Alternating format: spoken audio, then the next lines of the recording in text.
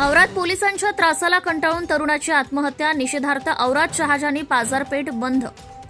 घरफोडीचे गुन्हे दाखल असलेल्या औराद शहाजानी तालुका निलंगा जिल्हा लातूर येथील 20 वर्षीय तरुणाने पोलीस अधिकारी व एका कर्मचाऱ्याच्या त्रासाला कंटाळून आत्महत्या करीत असल्याचा व्हिडिओ बनवलाय.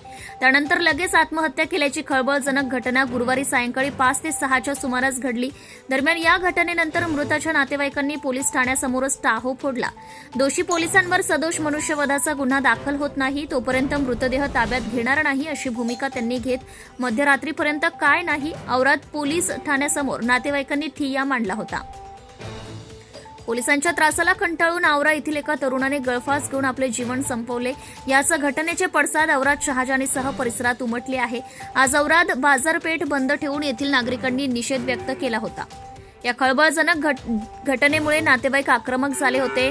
पोलीस ठाण्यासमोर मोठ्या प्रमाणात नागरिकांनी गर्दी केल्याने निलंगा, कासार, शिरसी, देवणी येथून पोलीस बंदोबस्त मागवण्यात आलाय. गुरुवारी व शुक्रवारीच्या मध्यरात्री 1:15च्या सुमारास प्रेत झाडावरून काढून निलंगा येथील शासकीय दवाखान्यात शवविच्छेदनासाठी दाखल करण्यात आले होते. इम्रान बेलुरे असे आत्महत्या केलेल्या तरुणाचं नाव असून इम्रानने व्हिडिओ सोशल मीडियावर टाकून गळफास घेऊन आत्महत्या केली आहे. दरम्यान हा व्हिडिओ पाहून लागलीच मृताच्या नातेवाईकांनी घटनास्थळी धाव घेतली. तोपर्यंत इम्रानचा मृत्यू झाला होता.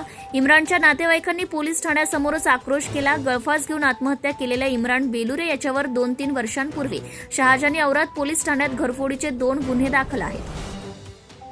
अशा रेकॉर्डवरील आरोपीच्या चेकिंगसाठी पोलिसांना जावे लागते. आत्महत्या करण्यापूर्वी इम्रानने याची माहिती त्याच्या लहान भावाला दिली होती.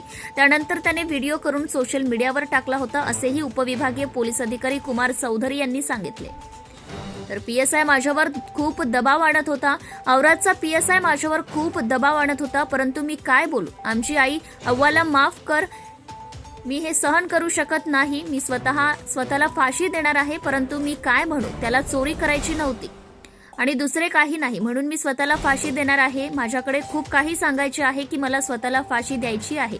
ही पीएसआयची चूक आहे आणि ड्रायव्हर माझ्यावर दबाव आणत होता. काल संध्याकाळी ज्या वेळेला बातमी भेटली की इम्रान बेलुरे युवकानं आत्महत्या केलेली आहे आणि त्या संदर्भातला आत्महत्येपूर्वी त्याने एक व्हिडिओ बनवून त्याचा भाऊ इस्माईल त्यानं पाठवला व्हिडिओ आणि त्यामध्ये त्याने असे ॲलिगेशन केले की औराद पोलीस स्टेशनकडील काही अंमलदार आणि पोलीस अधिकारी हे त्याला त्रास देत होते आणि त्यांच्या त्रासाला कंट्रोल त्यानं आत्महत्या केलेली आहे. त्या अनुषंगाने आज रोजी त्या मैतावर PM झालेले आहे. त्याचबरोबर त्याचा जो भाऊ होता ज्याला त्याने व्हिडिओ पाठवलेला होता ते व्हिडिओची दखल पोलीस प्रशासनाने गांभीर्याने घेतलेली आहे. त्याचा भाऊ इस्माईल याची फिर्यादी जबाब नोंदवून घेण्यात आले आणि त्यानुसार दोषींवर योग्य ती कडक कारवाई करण्याचे निर्देश आम्ही खालील अधिकाऱ्यांना देण्यात आलेले आहेत. औराद शहाजानीचे जमाव पूर्ण थांबले, नातेवाईक थांबले, तर कशा पद्धतीने सर्व नागरिकांना आणि त्याच्या कुटुंबियांच्या प्रति दिलगिरी व्यक्त करतो आणि त्याचबरोबर सर्व नातेवाईकांना आणि कुटुंबियांना आणि औरदवासियांना आवाहन करतो की सर्वांनी शांततेचे